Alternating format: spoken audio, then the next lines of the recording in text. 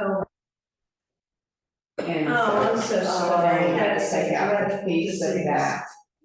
that piece of colon, taking out their appendix, taking out 2 other pieces of the colon, then connecting 2 pieces of the colon so that she can poop naturally. What hospital? North Side, Atlanta, Johnson Ferry. Yeah, all the way downtown. Yeah, well, yeah, there's Just give me all the details on the. where it is, yeah. Are you her main support system? Huh? Are you her main support? Well, there's a lot of our immediate family. There's me, and then I have 2 sisters, 2 brothers, and then I'm the only one with a child. So it's Nicole and then Barry, and that's it. That's our nucleus family that's left. My parents, my dad passed away in 1999, my mom passed away in 2014. And then my siblings have never been married, or April and Bridget have been married and divorced, but the 2 boys have never been married, and there's not any children other than mine. Is she gonna have to have chemo? They said no, because they said it was stage 1 and the tumor was a T2. So they said more than likely not, but if they get in, of course, they automatically take out lymph nodes too. Yes, yeah. If they're positive, then they'll take out the 3rd one. If they come back positive, yes, but she's not a carrier of colon cancer. Because we had her genetically tested for that, because my dad had colon cancer. So my dad had colon cancer, she's got rectal cancer, my mom and I had breast cancer, but neither one of us are carriers. So we just have the luck of the road walking down. Yeah. And Nicole's been tested and she's not a carrier. So and Bridget has been tested, she's not a carrier, so, Nicole's doctor said, you're gonna be like anybody else who just walks down the road and cancer decides to. Yeah. So, we don't know why we've had so much. Her surgeon said that she specializes in colon and rectal cancer, that's her specialty. She's here from New York, she moved down about 7 years ago, she's never seen so much colon cancer. And it's actually has in the state of Georgia. There's a big increase in She said kids in huge. their 30s and 40s. Huge. She went To what does she attribute it? she said it has to be our something Diet. diet in the South. I I guess. can't imagine. I agree. Fried food, I mean, I can't imagine anything else. Just constant insults. She went out on vacation, she was gone 2 weeks and came back on, she got a call on Sunday and said, can you come in, for emergency colon cancer? So appreciate it, like one right after the next.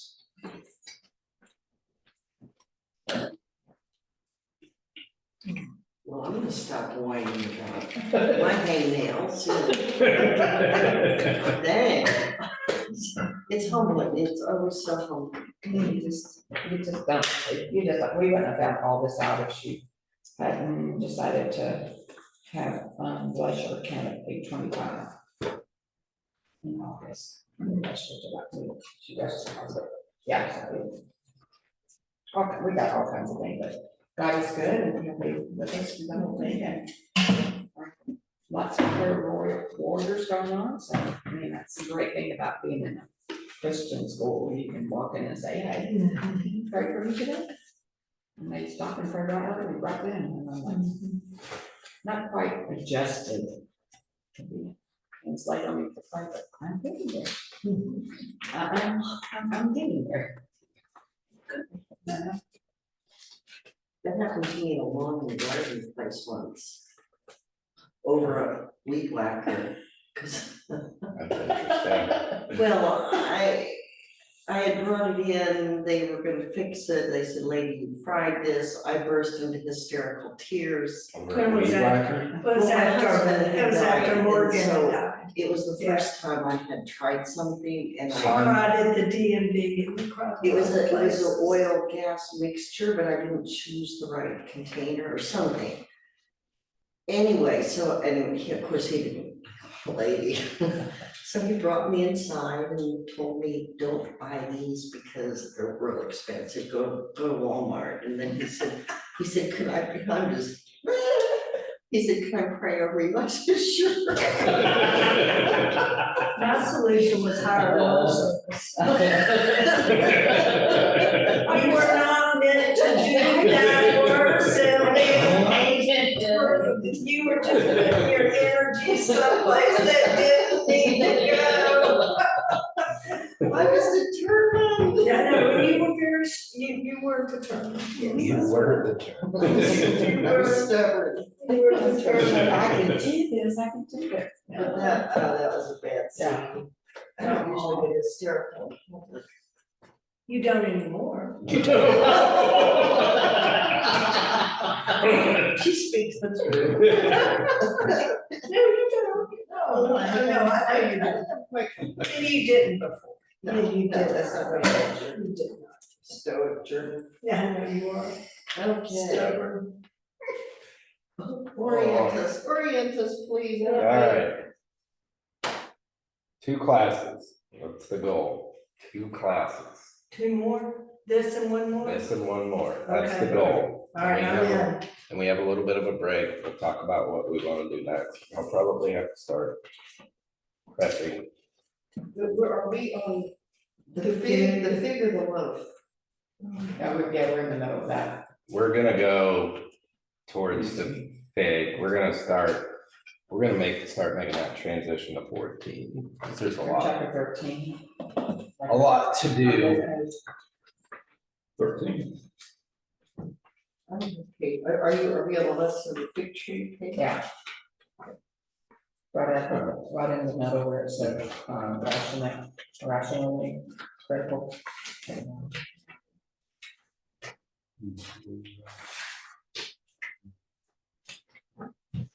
It's like, Alright. So I'm gonna read chapter 13, verse 28.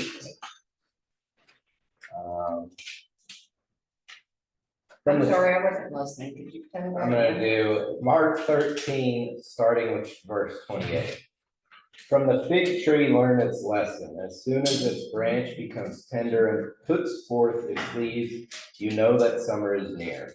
So also, when you see these things taking place, you know that he is near at the very gates. Truly, I tell you, this generation will not pass away until all these things have taken place. Heaven and earth will pass away, but my words will not pass away. But about that day or hour, no one knows, neither the angels in heaven nor the Son, but only the Father. Beware, keep alert, for you do not know when the time will come. It's like a man going on a journey. When he leaves home and puts his slaves in charge, each with his work, and commands the doorkeeper to be on watch. Therefore keep awake, for you do not know when the master of the house will come, in the evening, or at midnight, or at cockcrow, or at dawn, or else he may find you asleep when he comes suddenly. And what I say to you, I say to all, keep awake. It is the only time Jesus addresses the disciples and the reader. Makes the point to say, what I say to you, I say to all, keep awake. What are we to make of that? Keep awake. In the context of the fig tree and the necessity for watchfulness, what are we to make of Jesus' command to keep awake? We haven't approached it yet, but it reminds me of when the disciples fell asleep. Last night together. I mean, I know you're not there yet, but that's what, when you were reading this first, popped in my mind about how they couldn't even stay awake for that one last night. Yeah, there's definitely a connection between this and the disciples being unable to, literally falling asleep on that most important night. But it isn't just for the disciples, it's also to us, to the reader. What does Jesus mean by that? Keep awake. What are we to make of it?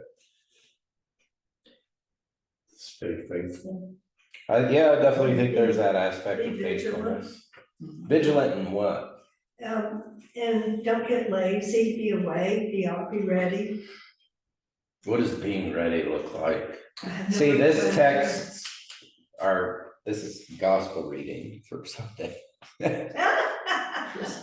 We'll answer all the questions when we Well, ask.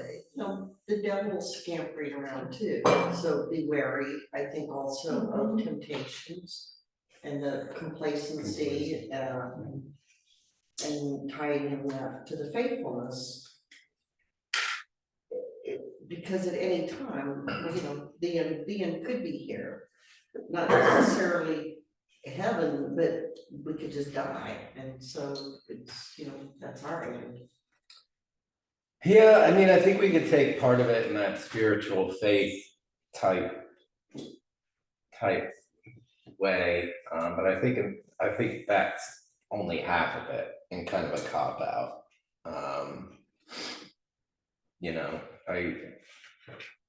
I might use this in my sermon, but used to have a friend in college who anytime he caught us doing something stupid or doing something we weren't supposed to do, he said to us what his mom used to say to him, "Is this where you want to be when Jesus comes back?" Like, Yeah. Really? For real? yeah, but it's kind of, You beat up a lot. I don't know. We didn't dive into the psychology of that, but I think there is that aspect of faithfulness, not knowing, but I think it's how active and engaged are you in the ministry and mission that Jesus has outlined here. It's not just the personal faith. It's not just, oh, do I go to church enough, but actually engaged in the mission that Jesus started here. And it's not so much like keep awake, even though there's definitely that aspect when it comes to the disciples, but be vigilant in the mission. Don't come back and let me find you sitting there with your feet up taking a nap, but actually be active and be engaged. And I think it's powerful to have Jesus' kind of final command here, keep awake, and then the next chapter. The title, does anybody have a title over there? The plot to kill Plot to Jesus. kill Jesus. And this is kind of, whenever you have apocalyptic literature, like we have in Mark's mini apocalypse, you're kind of transported, like the reader's transported to this end times type thing. Even the listeners are kind of brought into a different place. And even the author or the person speaking, so Jesus, so they're beyond what's going on in the world.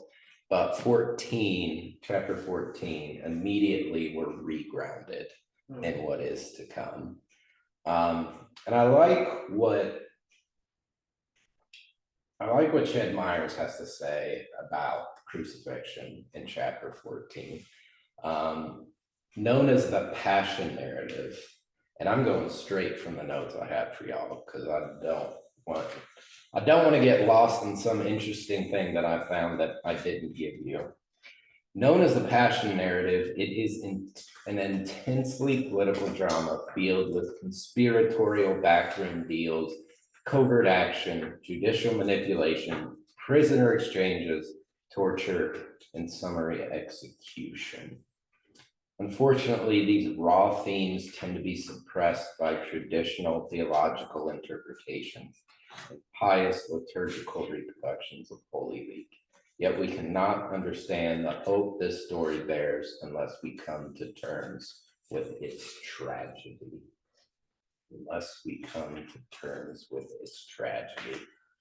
So let's take all the religious elements out of this. Why is this a tragic story? Why does it become a tragedy? That's what once the man was.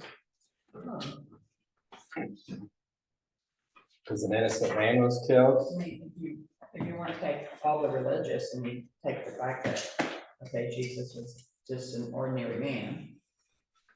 He was a carpenter, just like anyone else, and he was chosen by a group of people. for the crime that they say he committed. And he didn't denounce himself from it, so they killed him. That's tragic. I mean, that's things we hear on the news all the time, which is tragic, and you have people, in the streets burning things down. That happened now, what would be happening with all the religious pieces removed out of it? Yeah, I mean, this is it's a story of powers that be, in this case, the religious authorities and the overarching empire, who find someone to be a nuisance, and they decide, to handle it with as little public, as little ruffling of the feathers as they can manage. But also to think about, it's tragic because Jesus has grown close with all these people, his disciples. And it's one of his friends, one of his dedicated students, who ends up being what? The traitor. The one to betray him. It's tragic because Jesus tells them, he's like, I know none of you guys are going to stick around. And his loudest friend, or maybe best friend, whatever, it's like, no, I will never do that. He does. And it ends up a man who was followed by many, was loved and supported by many. When the time came, he was totally abandoned and completely alone. And to think about that tragic event in and of itself, it's brutal. It's brutal. And to try and romanticize it, even at the religious level, I think is to take away, the utter devastation. And, like I said, the real tragedy of the event. And it's interesting. Does anyone know where the word tragedy comes from? It's Greek, and it's goat song. Goat song. Apparently, goat song may have been something that was sung as a goat was led to be sacrificed. Oh. Was interesting. That's very Religious. interesting. Yeah. Or it also could have been because he sang a song. If you won the competition for writing a play that was tragic, you got to go afterwards. I don't know. But I like to go with the first interpretation of why that word came as it was. But let's set the scene. So chapter 14. It was 2 days before the Passover and the festival of the unleavened bread. Why is this important? Because during the Exodus, that's what they. Yeah, I mean, that's why they celebrate the festival. But this is a point where, people are, the temperature of Jerusalem typically ramps up. People, it's a reminder of their liberation, from slavery into freedom. And here in their current context, they are connecting a lot of the dots. We feel like slaves under the yoke of the Roman Empire. So you have those zealots, that we talked about in the last class. You have them get particularly agitated during the season of Passover. Emotions begin to run high. So setting that scene, people are feeling it, okay? The Romans are agitated, the Jews are agitated. No one is not anxious. Everybody's kind of feeling it. So the chief priests and the scribes were looking for a way to arrest Jesus by stealth and kill him. For they said, not during the festival, or there may be a riot among the people. While he was at Bethany in the house of Simon the leper, as he sat at the table, a woman came with an alabaster jar of very costly ointment of nard, and she broke open the jar and poured the ointment on his head. But some were there who said to one another in anger, why was the ointment wasted in this way? This ointment could have been sold for more than 300 denarii and the money given to the poor. And they scolded her. But Jesus said, let her alone. Why do you trouble her? She has performed a good service for me. For you always have the poor with you, and you can show kindness to them whenever you wish, but you will not always have me. She has done what she could. She has anointed my body beforehand for its burial. Truly, I tell you, wherever the good news is proclaimed in the whole world, what she has done will be told in remembrance of her. This is of one, it's kind of a note because they're at a banquet and Jesus is what? What happens to him?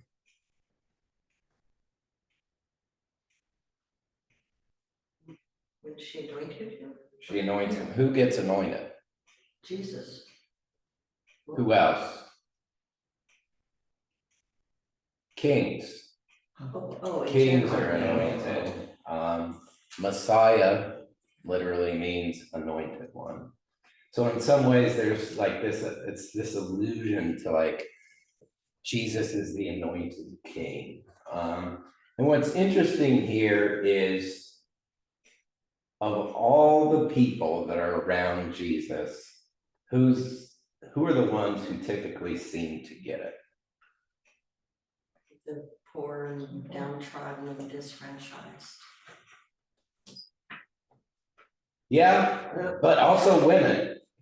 Oh, Women more often than not come across Jesus, have an experience with Jesus where they definitely get it way more than the disciples.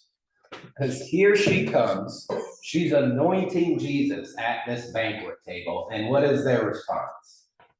why are you wasting? You wasted all that money doing that. We should have sold it and give it to the poor. They rebuke her. That's not what you're supposed to do. And it's very interesting to have this right before Jesus goes in on the disciples. And we see how blind they remain. Remember, blindness is what the disciples demonstrated not being faithful or not being able to follow the call to discipleship. So the disciples are still blind, but this woman is not. She feels moved to do this thing, and Jesus, not only commends her for it, but says she has anointed my body for its burial. So Jesus is mentioning his death again, which can't make the disciples feel very happy. You want to talk about a very awkward, anxious dinner. Man, this one must have been terrible. Here we go. They just yell at some poor woman for doing something nice to Jesus, to which Jesus reprimands them for yelling at her. And then we read, then Judas Iscariot, who's one of the 12, went to the chief priest in order to betray him. When they heard it, they were greatly pleased and promised to give him money. So he began to look for an opportunity to betray Jesus. On the first day of unleavened bread, when the Passover lamb is sacrificed, his disciples said to him, where do you want us to go to make preparations for you to eat the Passover? So he sent two of his disciples, saying to them, go into the city, and a man carrying a jar of water will meet you. Follow him, and wherever he enters, say to the owner of the house, the teacher asks, where is my guest room? Where may I eat the Passover with my disciples? He will show you a large room upstairs, furnished and ready. Make preparations for us there. So the disciples went to the city, and found everything as he had told them, and they prepared the Passover meal. When it was evening, he came with the 12. When they had taken their places and were eating, Jesus said, truly I tell you, one of you will betray me, one who is eating with me. They began to be distressed and to say to him one after another, surely not I. He said to them, it is one of the 12, one who is dipping bread into the bowl with me. For the Son of Man goes as it is written of him, but woe to that one by whom the Son of Man is betrayed. It would have been better for that one not to have been born. at all. So what's interesting there, just as we read it, as you hear it?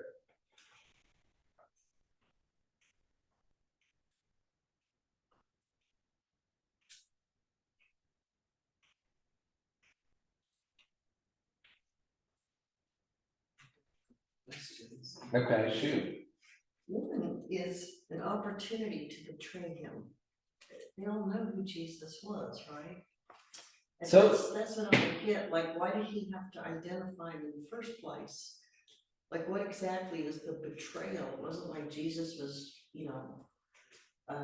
hiding behind a mask or anything.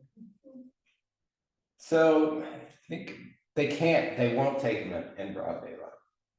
They won't, Right. where a bunch of people can see. They need to find a quiet moment, an opportunity, with as few witnesses as possible to grab Jesus. Then once they have him, it's a different story. They can try him for his crimes, and the next time they trot him out, he's not this, poor innocent guy from Nazareth. Now he's the criminal when the Romans will have him. So Judas knew they were going out into the garden that night? Yeah, Judas knew. Judas was their, well, he was the traitor, but he was their mole. He knew what they were What the looking schedule for, was. the Okay. schedule, Okay. and a place that they could grab Jesus Okay. quietly and secretly. And then the other question I had about this is, well, what if Judas hadn't done this? I mean, didn't the scriptures need to be fulfilled? Like, what if he had fallen down on the job, I mean, I think They would have gotten him one way or another, but the scriptures being fulfilled, we make it seem like God has to make it happen. The scriptures are fulfilled because God knows that people are gonna be people. I think we can assume that people would be people, and the high priest, the powers that be would have got their man. Jesus, if it hadn't been Judas, they would have gotten Jesus some way, somehow. I mean, it would have played out. yeah, it might have played out differently. There could have been a riot, but One way or another. Judas It's just, okay. did it. What else? I thought it was amazing that the whole room would be ready to go for them. Oh, yeah. Just go find this guy and he'll take John out. He's got it all done. I'd like to know who that guy is, so that all my stuff is all done. It was before cell phones too. It's coming. Myers points, especially verse 21, he connects that with chapter 8. So I'll read 21 again. For the Son of Man goes as it is written of him, but woe to that one by whom the Son of Man is betrayed. Would have been better for that one not to have been born. Chip Myers connects that with Jesus' earlier warning in chapter 8. At what price can one buy back his true self? And I think that's especially powerful. What's the price of you buying back your soul here? What's the price for you to abandon Jesus? Judas had 30 pieces of silver. But I think it's a question posed to all of us. What's that price? How much would it cost to buy back our soul? I think that's really powerful. I like that Myers makes that connection between that warning and verse 21. But we'll talk about the Lord's Supper. While they were eating, he took a loaf of bread, and after blessing it, he broke it, gave it to them, and said, "Take, this is my body." And he took a cup, and after giving thanks, he gave it to them, and all of them drank from it. He said to them, "This is my blood of the covenant, which is poured out for many. Truly, I tell you, I will never again drink the fruit of the vine until that day when I drink it in the kingdom of God." Drink of it in the kingdom of God. So using imagery like blood and body, that's an allusion to what? His crucifixion. Yeah, but it's also, he's kind of toying with the Passover in the temple. You know, it's the national holiday for the Jews. It's the biggest festival of the year, and there are sacrifices. And Jesus is kind of making a play on it, but this isn't a sacrifice for the nation of Israel. It's a sacrifice for who? For us. I mean, For many, For which many, yeah. for, it's not just for the nation of Israel, Yeah. it's for many. So Jesus's salvation history is it's much broader. And it also is a declaration of what? Verse 25.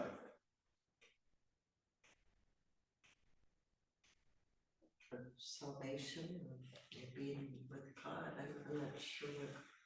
He announces his fast. He says, I will never again drink of the fruit of the vine until that day when I drink it in the kingdom of God. Announcing that he is entering into this fast until the justice of God, the kingdom of God, comes to dwell amongst people. Which, that's kind of, that's a way of making statements, is to have a fast. And Jesus kind of highlights it there. And, a lot of Jewish holidays, especially something like the Passover, you prepare for those in ways where you do fast. So Jesus here is declaring this fast as the last meal that he will have until God's justice reigns on the earth. All right, now we got to where the dinner party really gets sour. No. When they had sung the hymn, they went out to the Mount of Olives, and Jesus said to them, you will all become deserters. For it is written, I will strike the shepherd, and the sheep will be scattered. But after I am raised up, I will go before you to Galilee. Peter said to him, even though all become deserters, I will not. Jesus said to him, truly I tell you, this day, this very night, before the cock crows twice, you will deny me 3 times. But Peter said vehemently, even though I must die with you, I will not deny you. All of them said the same. Some things to point out. You will all become deserters. But what comes after the but? I don't know.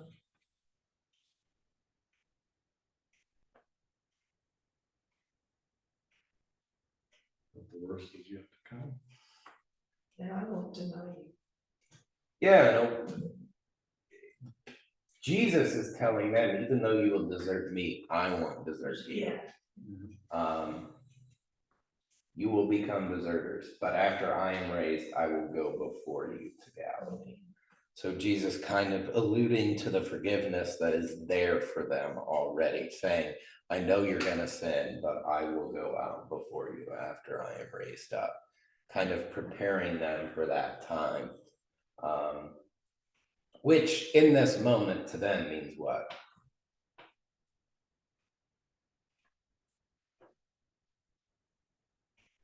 It means nothing to them. They have no idea what he's talking about. Because they said he wouldn't. Yeah, I will not deny you. They're hooked in on Jesus calling them out, saying they're all going to abandon him. They're not picking up on Jesus talking about, I'm raised up, I will go before you.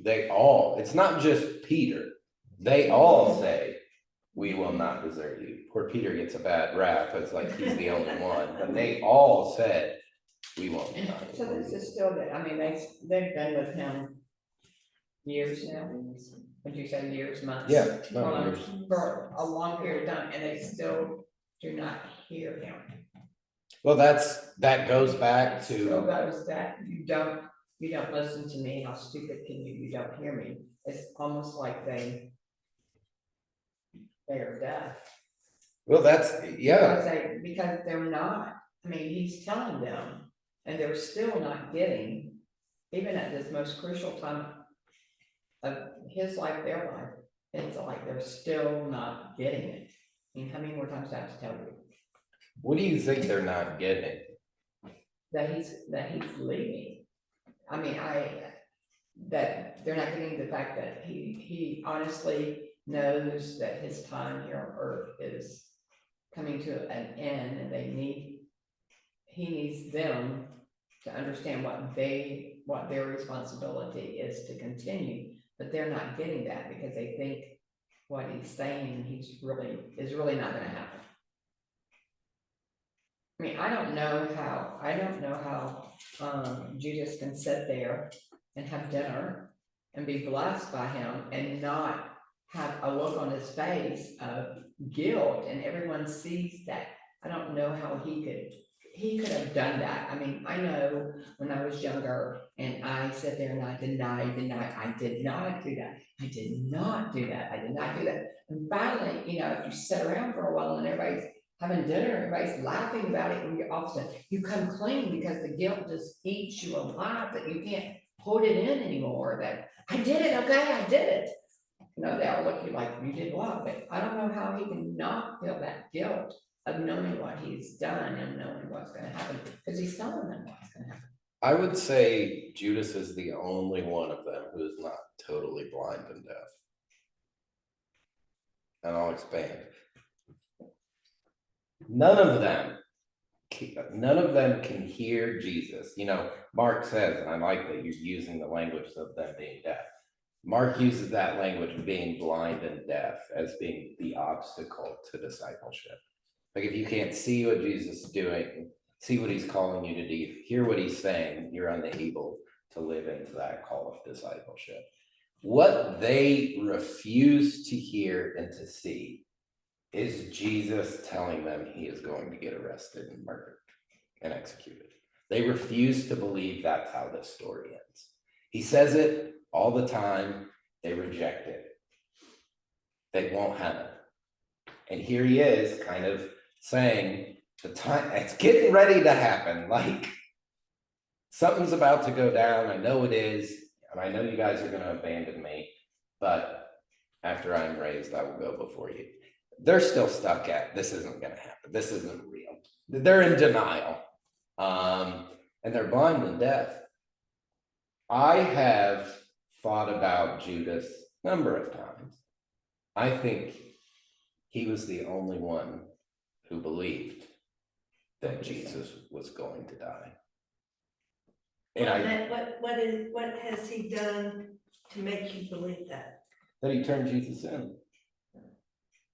So he knew about that action. I think it got to Jesus has been saying time and time again, I'm gonna die, I'm gonna die, I'm gonna die. And I think Judas in some way says he's not what I thought he was. He's not gonna, throw off the yoke of the Romans. He's not gonna be a king. He is gonna get himself killed. Like, he's sitting there like, this dude has a death wish. And he sees an exit ramp for himself that doesn't involve him joining Jesus. I mean, I have to think, in part, one of the reasons why the disciples aren't, like, they run because they are well aware that if they get caught, their fate might be the exact same as Jesus. I think Judas is the only one that believed Jesus when he came to, I'm gonna be arrested and I'm gonna die. So he just have expedite he's this wish that he has, that he's going to die. Judas is like, it's kind of it's what you do to criminals. We got you and your buddy in here. Whoever speaks first gets out of this. Judas is probably thinking, whichever one of us, has this dawning realization first that Jesus is going to get himself killed, that's the one that gets the get out of jail free card. So Judas, I mean, he's practical. He does something terrible to a friend, to someone he loved. He does. But he's a practical man. who believes Jesus when Jesus says, I'm going to die. He's the only one. He's the only one that listened to Jesus and that end, I would say. That doesn't excuse it, but I think, Judas never gets grace. And I think there is some for him there. He is human. I mean, turn him in, Jesus is gonna get arrested anyways. Everybody else abandons him. Like, I think it gives the story even more of a tragedy. Like, Judas thinks the jig's up, this is about to be over. I gotta get out for myself. Which, like I said, yeah, it's selfish. Yeah, you shouldn't betray the Son of God, but I think all of them, yeah, I think all of them abandoned Jesus thinking he's not what he said he was. So Judas's crime that puts him above the other disciples is that he was willing to get paid when he ran away. And I think I like what you said about, how is Judas not cracking? I think they're all breaking. Like, I don't think any one of them is looking at other ones. Like, I think they're all nervous. Like, Peter's so vehement. And typically, like, the person who's lying is always the most like, I'm not the one who's like, I would never do this. That is not me. And they're all I think they're all like, oh my gosh, it's me. What am I gonna do? Like, he's right about a lot of stuff. Like, The first one he says it's the one who does it. Yeah. I think that's what it is. So they're all looking at Peter. So you said it first. I'm not gonna deny you. It's not me. And then, so are you the one that's going to do it? You're the first one that spoke up. So are you feeling more guilty than the rest of us? And then I don't want to be left out. So if you're saying, then I'm gonna, and it's kind of like that chain reaction of, well, you're not gonna be, I'm not gonna be left out. Let them think I'm the one. But I mean, I just, every time I hear this story, I just think of Judas just sitting there and just, how is it not eating him alive? probably is. Well, it does in the end for him. It does eat him alive. And I think they all have that. Judas has his guilt, and I think the rest of them probably have some semblance of doubt in themselves. And they all have that self-preservation. Yeah. Who wants to hang from a cross? Yeah. They know what that looks Yeah. like. Yeah.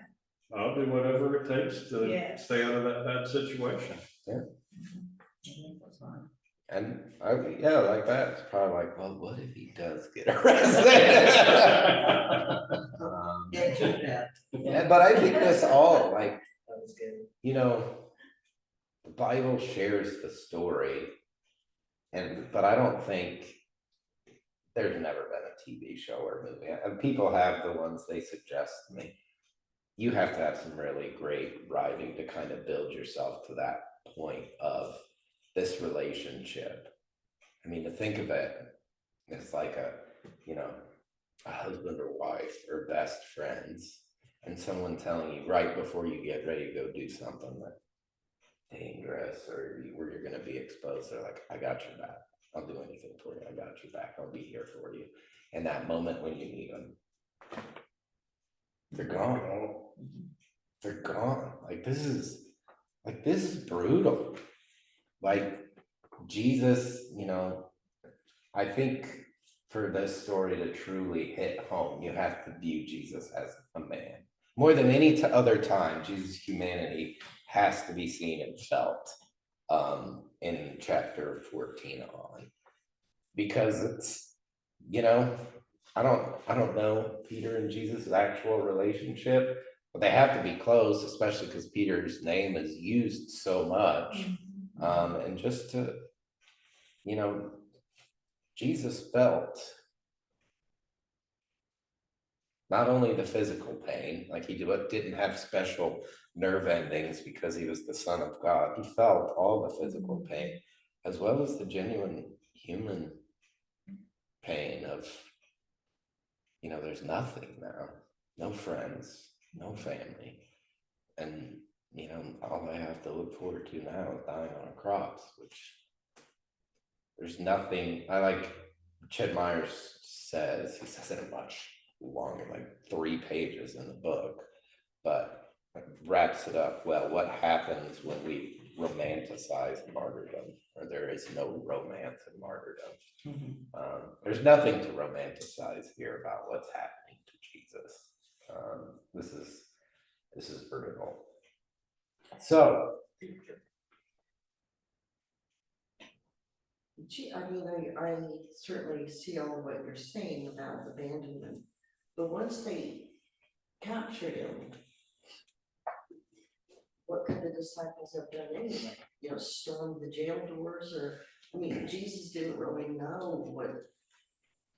oh, imagine not even going to the court case, like they're gone, they're hiding. I mean, because I don't know that outsiders would have been allowed in anyway, or. I just, it's a minor point, but. I mean, I wasn't there, I don't know I exactly know. how all, but they get as far away, Jesus becomes the plague and they're trying to escape him. They weren't even in the arena, I guess is what they call it, when they were asking the crowds where they were gone then, once he was arrested. Yeah, they They basically disappear, they scattered. go on the run, you know, we could be wanted men now. Well, Peter was wandering through the streets, right? Probably feeling bad that already that, you know, maybe I have abandoned Jesus, only for it to become painfully aware. So now I think it's always important for us. What does Jesus do before this hardest point of his life? Prince. Yeah, he goes to pray. So they went to a place called Gethsemane, and he said to his disciples, "Sit here while I pray." He took with him Peter and James and John and began to be distressed and agitated. I think it's important Mark is using these words. Jesus is very clearly upset. And he said to them, "I am deeply grieved, even to death. Remain here and keep awake." And that's kind of like, can you guys be good friends? Can you be here for me? Type thing. And going a little farther, he threw himself on the ground. I mean, the language Mark's using to describe how Jesus is feeling and what he's doing, this is not language he has used at all when talking about Jesus to this point. This is the language he's used about grieving parents, the sick. So now Jesus is afflicted. And then I think, you know, this is probably the saddest line in Mark. And going a little further, he threw himself on the ground and prayed that if it were possible, the hour might pass from him. I still remember, you know, we'd have to take Will in to get scans or blood draws or something, you know. Don't make me do it, don't make me do it, don't do this, don't do this. Like, just genuinely, I don't want to have to do this. And he said, "Abba, Father, for you all things are possible. Remove this cup from me, yet not what I want, but what you want." I think we can say very clearly that C.S. Lewis takes this idea of thy will and my will right from here, but not what I want, but what you want. And I think that is something, the first time I kind of came across this as a pastor, I've always ended my prayers, my personal prayers, just that way.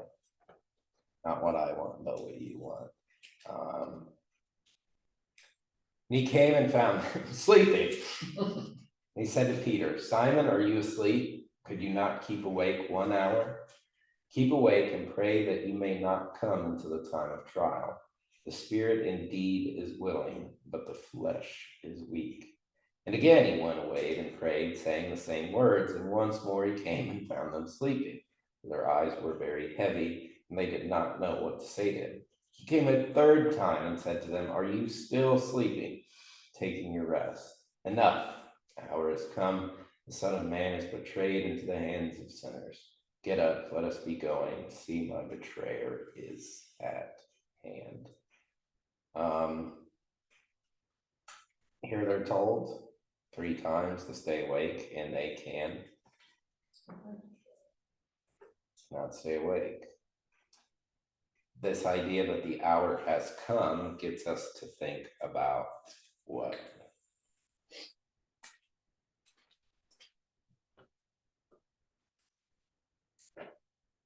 Chapter 13, verse 32, but about that day or hour, no one knows. Very clearly, the disciples kept falling asleep, did not know, but here, I mean, there's the language, he's trying to get them to understand this hour that I've spoken about is here, it's now. Ched Myers highlights, prayers revealed as the struggle to face both the demons within and the darkness of the historical moment in order to summon the courage to go and stay on the way of the cross. And I think that's a reminder that, we pray most often, I think, for people we love, for ourselves, for courage, maybe for our own healing. But in the Gospels, all four, but especially in the Synoptic Gospels, prayers kind of seem, it's like this way to prepare yourself for battle, to go and to do God's will. And it's not just in the personal, but it's against, the forces, the strong man, the powers that be, represented not by spiritual forces, but by the flesh. So it's kind of this,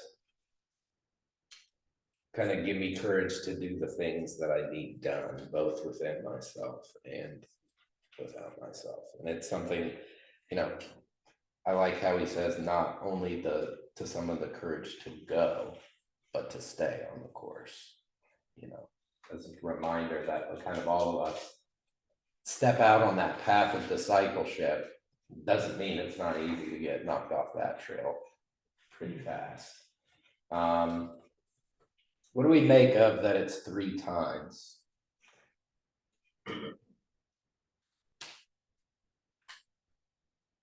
There's that magical number, it seems like. 3 times from crossroads, you will live. It's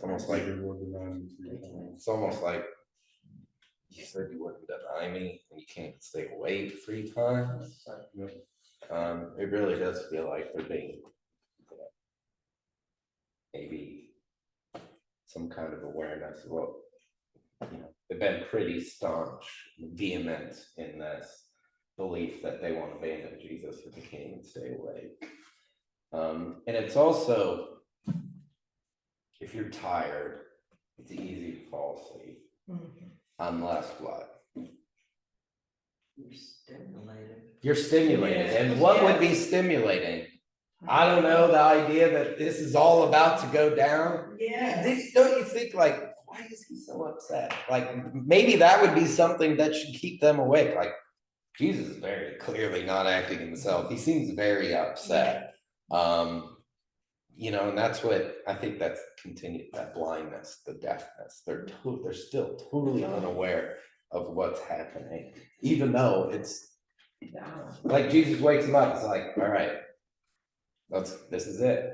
So, Well, if you don't acknowledge something, it can remain unreal for a while, and you don't have to experience the pain associated with it. oh, I think, yeah, So- absolutely. I think that's the critique of all of us as followers.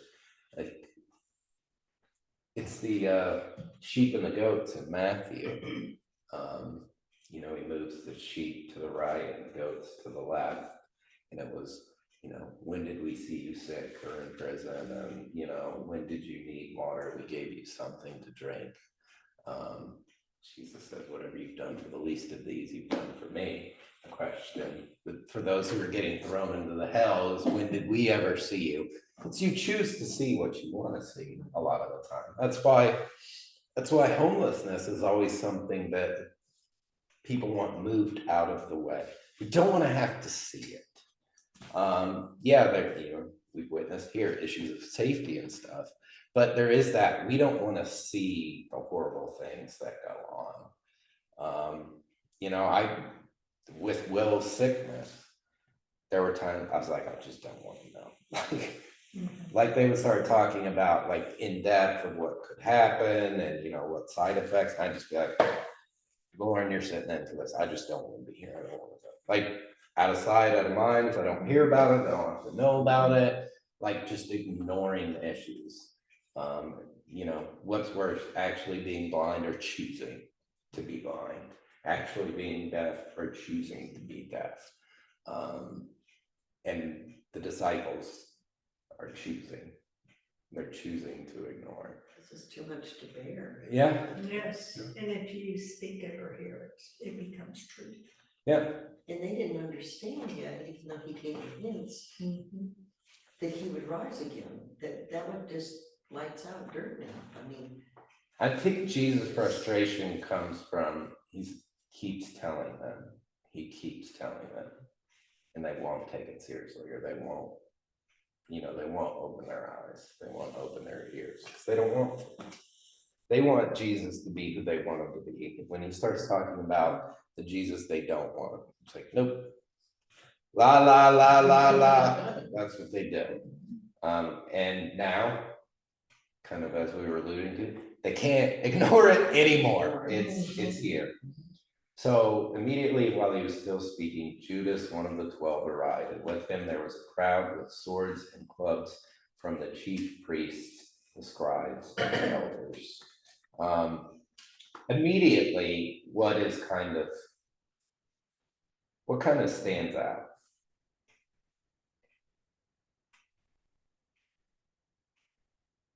Jesus is gonna make fun of them for doing this. well, like, you could have arrested me at any time. I've been in Jerusalem. I mean, I've been out and about in the church and whatnot. Why are you waiting now to do it? Is that what? I think more than anything, it's Jesus.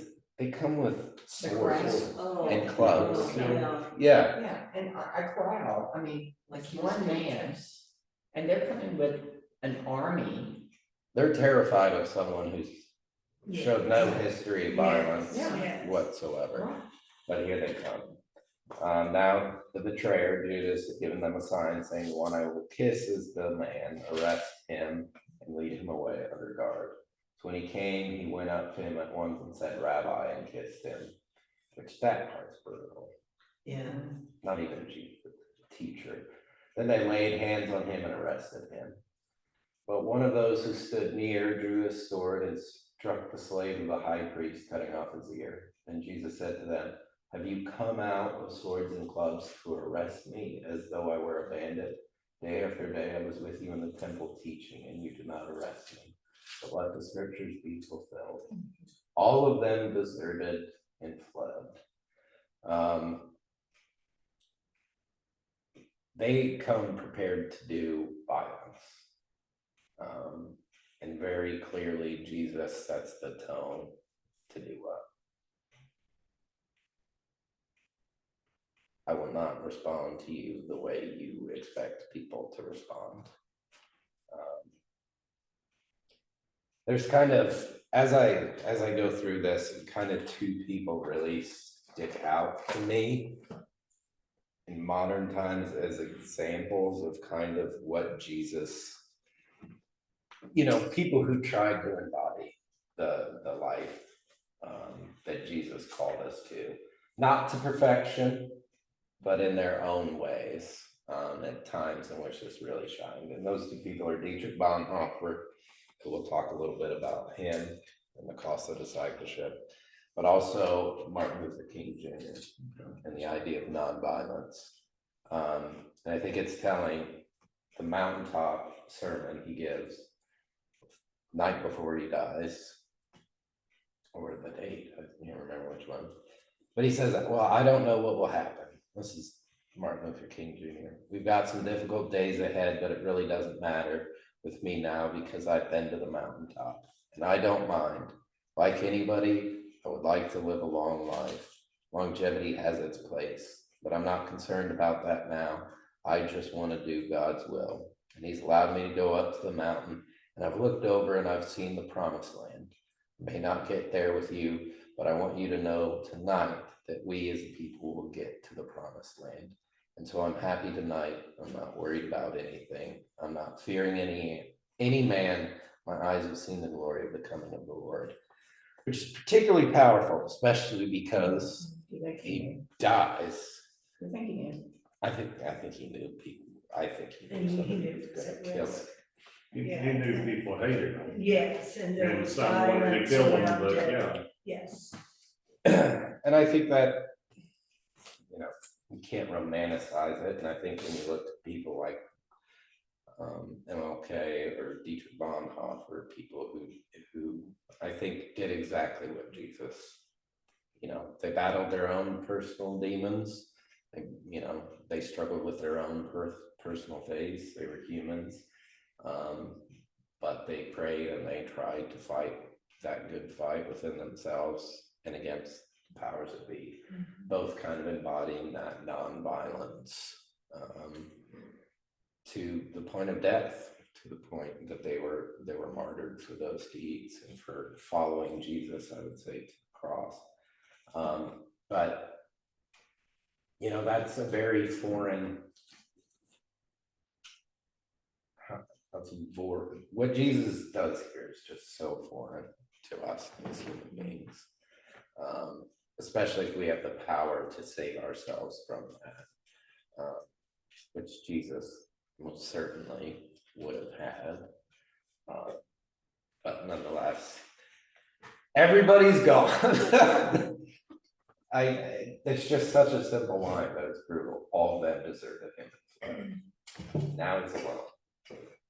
And I mean, that's just kind of the bad parts coming for Jesus. I have a question.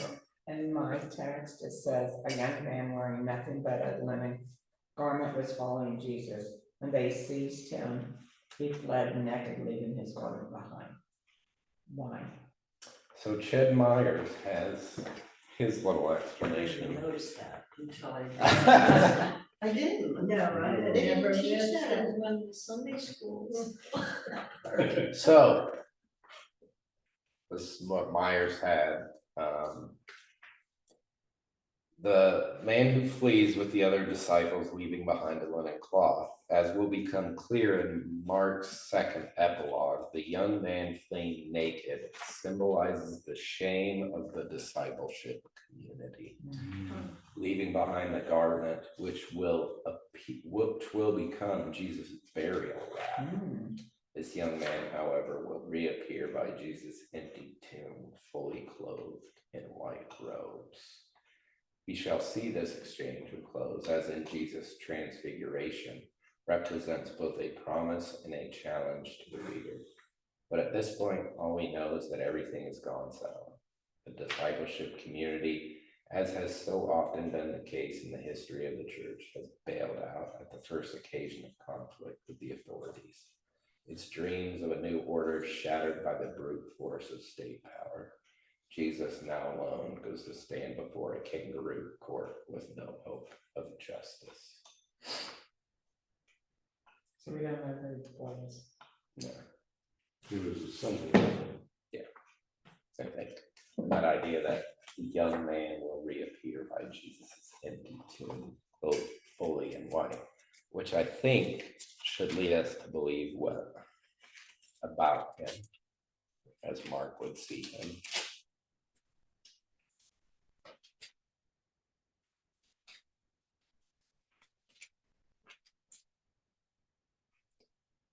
So 16:5, as they entered the tomb, they saw a young man dressed in a white robe sitting on the right side, and they were alarmed. This idea that shame has fled with this man. Some ways, I think maybe he's an angel, some kind of representation of the divine that's leaving, and Jesus will kind of be wrapped in that shame, that guilt, that sin, that abandonment, and will be raised, and that will be kind of purified and cleansed. But I think maybe we can ask Mark, when the kingdom of God is established on earth and we all live in God's new creation, we can find Mark and ask him what the heck he was talking about with the naked man running away. Yeah, why are you talking about naked dudes running around? It could just be a strange part to like visualize, see that all of a sudden some dude just shrieking by his clothes falling off. It's just a practical matter, and because Mark wrote this, and this is his account, right? But This is Mark's Yeah. account. So they all fled. And then Peter did the denial and so on, so how does Mark know this? I mean, I always puzzle over that, is, so Mark's the author. right, He's obviously not present for all these things. I mean, he wasn't present at Jesus' birth. These are what they hear. They're hearing accounts. so Peter owned up to his account. I don't know if Peter owned up to it or somebody just told him or what. Maybe It someone's just like, always, yeah, it's like, how? pardon my language, but one of them's like, oh, Peter, a dick. He definitely denied. I heard it. Multiple people told me that Peter denied Jesus. Multiple firsthand account witness. That's the thing about the Gospels, you know, and there are things that they have had to get from other people. But now, you know, Jesus is abandoned. Now God's on trial. That's one of the things I always just love. Humanity is now bringing God into the courtroom with no hope of finding justice whatsoever. And this is what Jesus has kind of been hinting at. This is, if you poke the bear enough, you're going to get mauled. And Jesus has been expecting the strong man, the powers of the world, the powers of the age to swing back. And now they are full swing. And Ched Myers points out, I think it's always important because the church has not treated Jews well for centuries and centuries and centuries. Jews did not have any power, authority whatsoever to put someone to death. That was kind of Rome's. That's ours. We get to say that, not you. We get to decide who gets killed for their crimes. That was kind of, they enjoyed that was their power. They got to choose who would be killed. I did not realize I'd gone over by. I'm really into class tonight, so somebody should have told me. I just realized it was like 8:08. But the Jews see Jesus as a problem. They need to get rid of him. So they need a partner. And they only have one choice, and that is Rome. What they know about Rome, they're easy. Rome loves killing people. Like they will agree. Yeah, if they see anyone as a problem, they'd be happy to step on them. Yeah. This idea, like, at times Pontius Pilate, I think, has been romanticized in the past. He is not a good man. He actually loses his post because he's so brutal. There was a certain riot, or I don't exactly remember, but it's from Josephus' accounts. There had been kind of like a demonstration that had turned into a riot, and Pontius Pilate had a bunch of his legionaries dress up like civilians, and when it started, they just butchered hundreds of people. So he's not like put any thought of Pontius Pilate being good or like don't romanticize. He's a bad man. And would not have any conscience of killing No. Jesus or anybody else. So when you look at other gospel accounts of Jesus' crucifixion that tend to blame the Jews as being the ones who are solely the reason why Jesus dies, that's probably comes more at their anger that Jesus was killed, and that's who they blame. It's almost like, oh, you know, Rome's the big dumb idiot who can do whatever it wants. Like, it's you guys brought Jesus to their attention, so it's your fault. Which is why I think they get a lot more of the blame. I think that there's a lot of anger, fear, and frustration with the Central Temple Authority. You know, well, you knew if you brought Jesus to their attention, they'd kill him. So it's your fault and your fault alone, which I think, you know, Jesus is just as much stands not. Actually, what Jesus stands for is far more challenging to Rome than it is to the temple. So we'll end there, and I think it's a good place. We're gonna have to button down the hatch to get through this. But the court, this is what Jesus has been building up to. This is, you know, this is the final hurdle. And, you know, what is the ultimate thing we can do to our enemy? Kill him. Destroy them.